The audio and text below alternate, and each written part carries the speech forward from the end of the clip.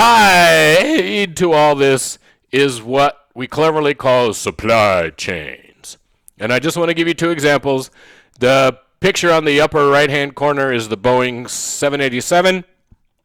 And the picture, well, we'll talk about that. So where does the 787 parts get built?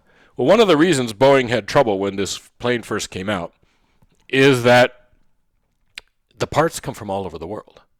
So parts of this plane are built in the United States, parts are built in Australia, parts are built in Japan, parts are built in Britain in the United Kingdom, parts are built in France, parts are built in Italy, and there's little parts that are built other places on top of all that. Okay? Boeing has to manage this network of part suppliers, which is across the whole planet Earth, and they bring these parts in. One of the reasons you do that is that it encourages countries to buy the plane. If you're an Australian airline and there are factories in Australia that are dependent upon Boeing selling airplanes, the government of Australia is going to encourage the Australian airlines to buy these Boeing planes that have Australian parts in them. Okay? So that's part of what you do. Part of why you do that. The other part of why you do that is people are good at different things, different places. So this plane has a lot of carbon fiber, composite construction stuff. There are places in the world that specialize in that, and though Boeing does too, those places make many of the carbon fiber parts. Okay? Fun, yes? Down in the bottom corner, it's kind of hard to tell because of the circle thing, but that's an iPad. I know. It's an iPad, trust me. It's an iPad. iPad parts partly are made in the U.S., and the iPad is designed in the U.S., and some of the parts are made in the U.S. But parts for the iPad are made in China, Taiwan, Korea, Germany, France, and Italy. So Apple is managing this global supply chain that includes all of these companies from all over the planet. Okay? And again, in part, you do that because that makes you part of the local culture of the place. But in other parts, you're going to do it because it's cheaper. If you can get the screen from the iPad from Taiwan and China cheaper than you can build it in the United States, why wouldn't you get it, right, from China or Taiwan? And that's the theory, right? You want to build this product at a reasonable price so people can afford to buy it. You have the consumers on one side saying, hey, I want these things to be cheaper. You might have the U.S. government on the other side saying, why don't you buy this stuff in the U.S.? And Apple says, why should I make a more expensive iPad? Well, I'm trying to make an inexpensive iPad, or relatively for Apple, right? Everything's expensive. But I'm trying to make an inexpensive iPad. Okay? We know that President Obama talked Apple into final production of the Macs here in the United States. So the parts for a MacBook, right, the Mac laptops, the parts for those laptops come from all over the world, but most of them are assembled in this plant in Texas. Okay? And President Trump's been trying to get Apple to do more in that plant in Texas, and so far they've resisted that. But we have this conflicting interest that the government wants to create jobs here in the United States. Consumers want to buy stuff without having to pay a big price. Okay? And in all of economics, obviously, there is a trade-off, and there is no such thing as a free lunch. Okay, where does comparative advantage come from? Well, it can come from natural resources or climate. Obviously, climate plays a role in where you can grow bananas or grow coffee. This is a diamond mine. Again, diamonds come from really old, deep volcanoes, and they dig down, hundreds and hundreds of feet down into the ground to go get them. They don't exist very many places. Diamond mines are in Russia. They're in the southern half of Africa. There's one in Canada, and that's kind of it. There have to be these old, deep volcanoes, right? And so there's an advantage diamond-wise or other things, right? So you have prices of labor and capital, including the human capital, In a country like Vietnam, that's not a very developed country at this point, but is working on it, trying to get there, they have lots of labor, and that labor is available at low cost. So U.S. companies, if you're Nike, you don't make shoes in the United States. You make them in China, you make them in Malaysia, you make them in Vietnam. You make them somewhere where labor is cheap, because most clothes are still made by hand. Somebody sitting at a sewing machine probably made the clothes you're wearing, a human being, and it probably wasn't a human being in the United States, but your clothes were sewed together on a sewing machine by a person. And if you're going to do that, the company would rather pay them, $1 an hour or $2 a day than pay U.S. wages. Okay? And most consumers would rather buy a shirt that's less expensive than one that's more expensive, right? But other people say, hey, jobs. We used to have a lot of jobs making clothes in the United States. We don't have those jobs anymore, right? Trade-off. No free lunch. And part of this is about human capital. Part of the story of Costa Rica is they improved their educational system, and that's how they got those companies to come in, because now they have an educated workforce that company can hire. Human capital is our skills, our training, our abilities as a person, right? You're in college to improve your human capital. In the United States, capital is relatively inexpensive. So we have a large pool of machines, and those machines are relatively inexpensive compared to the price of labor in the United States, where in many other countries the capital is expensive and the labor is cheap. We also have a large pool of well-educated people. So we have engineers in the United States. We have scientists in the United States. We don't have enough, right? The U.S. used to be number one in all this, and now we're down like number 38. And we need to do a better job of producing engineers and scientists and blah, blah, blah. But we have a lot. We have a big stock of them right now. Technology is a form of comparative advantage. In the United States, in Korea, Western Europe, Japan, everybody is connected to the internet. We have high-speed technologies. We have all these technologies. That gives us an advantage over a country that doesn't have all that stuff now. And then there's what's called external economies. There are many industries where you'll notice that all of the companies are in the same place. So there's an advantage to the Silicon Valley companies that they're all, Microsoft is up in Washington, but most of the high-tech companies are in the San Francisco area, Northern California. There's an advantage to them all being there. The workforce is there. When they need to work together on something, they're right there. We call those external economies, this idea that these things working together. If you're a car maker, it makes sense to be where the steel mills are.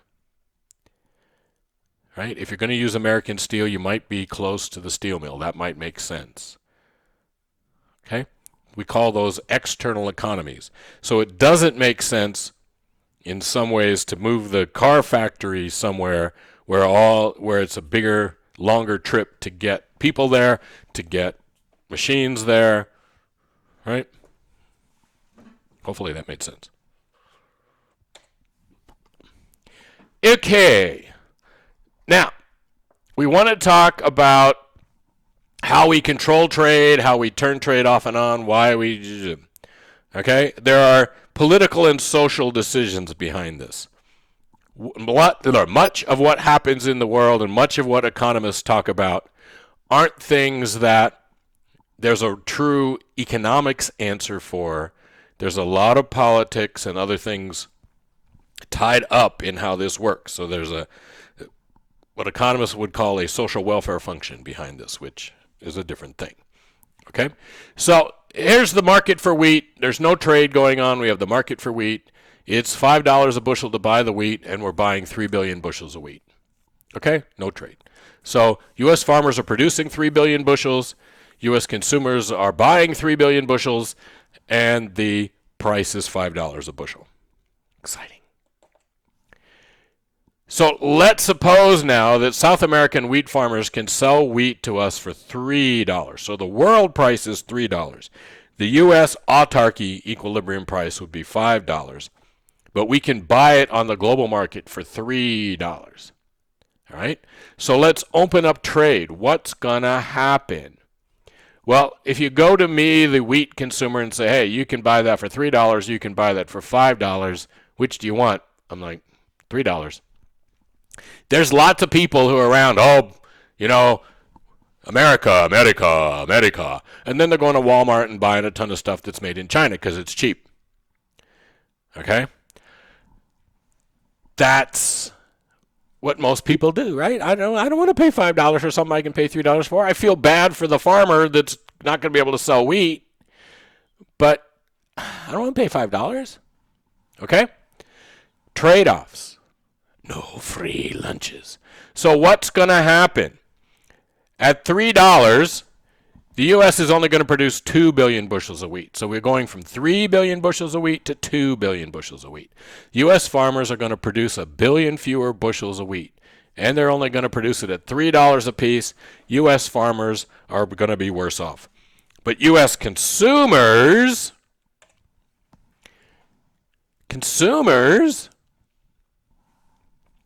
are going to be way better off. They're getting 4 billion. Now they're going to buy 4 billion bushels of wheat and pay $3 for it. They were paying 5 for 3. They were spending $15 billion to buy 3 bushels.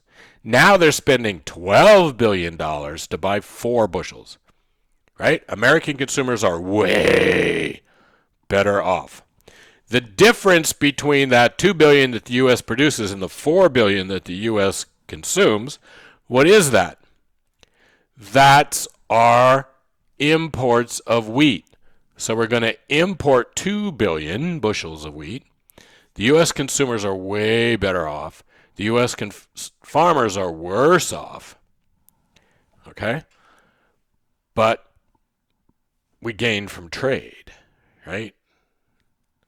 The consumers could actually give money to the farmers and still be better off. Just saying. Okay? So we have all these imports. Right? All right. Now what about the opposite? Let's suppose that farmers are making soybeans for $5 a piece, but out in the world, a bushel of soybeans is selling for $8 a piece. Well, now the farmers are going to go, yes! The consumers are unhappy because if we open up trade, they're going to start paying $8 where without trade they were paying $5. The consumers are going to be unhappy. But the farmers are going to be thrilled. So what's going to happen? U.S. consumers were paying $5. Now they're paying $8. So they're going to go from buying 3 billion bushels to only buying 2 billion bushels. So U.S. consumers are worse off. They're paying $8 a piece for 2 billion bushels where they were paying $5 a piece for 3. So they're paying more. They're paying 16 billion instead of 15 billion, and they're getting dollars, and they're getting a whole billion bushels less for that. Really unhappy U.S. consumers. But U.S. producers are going to go from making 3 billion bushels and selling them at $5 to making 4 billion bushels and selling them for $8. So now we have exports of 2 billion bushels of soybeans. Consumers are worse off in the U.S., but the farmers are better off. Okay? Again, I'm going to say this again. Trade-offs. There's no such thing as a free lunch. We got this? Yeah. All right. So countries try to manipulate the above situation to their own best interest. And how do they do that? Well, they do tariffs, which are taxes on imports. If you know your history of America, before the Constitution, we had the Articles of Confederation. And under the Articles of Confederation, the states got to decide how they tax things. The federal government didn't have any taxing authority. The states had taxing authority. So some states actually taxed exports, and that included exports from their other they taxed their own exports, and then they were taxing imports from their own state. So when we went to the Constitution says no. States cannot put on taxes on imports or exports. Can't. They can actually get Congress to let them put one on, but Congress gets the money from it. So,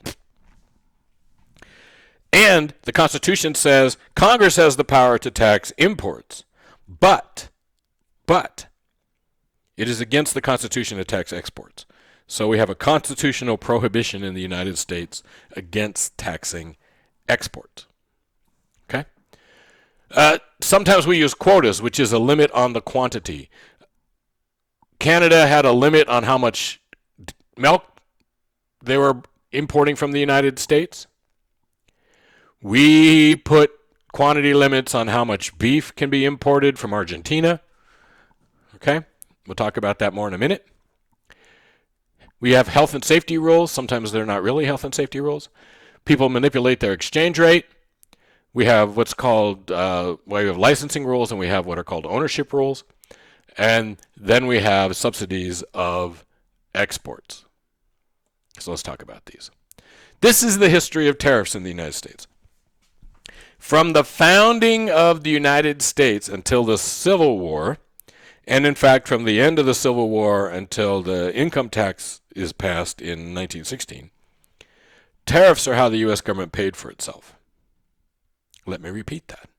For most of American history, the U.S. government paid for itself through the use of tariffs. Okay? So you want a middle-of-the-road tariff. You want a tariff that's high enough that you make money off it, but not so high that it stops people from buying the imports, because then you won't make any money. So you have to find a middle-of-the-road tariff. If you look at this, for the most part, again, American tariffs go up and down. There's always a reason. So, for example, this tariff of abominations, that was called that in the South.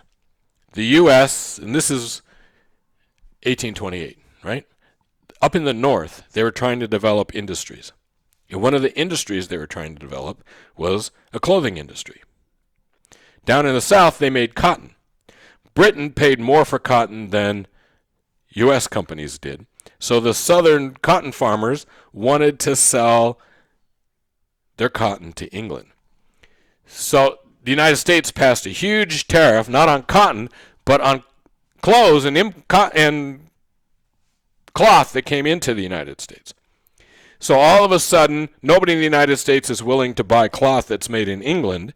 England is no longer willing to buy cotton that's grown in the South, and it forces the cotton producers in the South to sell their cotton to the northern companies, northern U.S. companies, at a lower price, which is why the Southerners call it the Tariff of Abominations.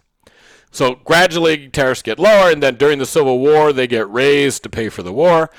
After the war's over, they get lowered back down again. At the start of the Great Depression, the United States passes what's called the Smoot-Hawley Tariff. If you've ever seen the movie Ferris Bueller's Day Off, Ben Stein actually talks about the Smoot-Hawley Tariff in Ferris Bueller's Day Off. Yeah, it's a very high tariff, and the idea was what economists call beggar thy neighbor, B-E-G-G-A-R. Turn your neighbor into a beggar. If you put on a really high tariff so that nobody can import anything in the United States, then U.S. companies all benefit. U.S. companies will sell to the U.S. consumers in place of the foreign consumers. The problem with Smoot-Hawley is that people retaliate. So we raised our tariffs, everybody else raised their tariffs. And yes, some American companies sold more stuff, but we lost way more jobs because the U.S. couldn't export anymore. So we shut off imports, but everybody else got mad at us and shut off our exports, and poof, there's no trade, and it ends up making the Great Depression worse. After World War II, we make agreements to lower tariffs, and modern tariffs, with the exception of the last couple of years, tend to be really low.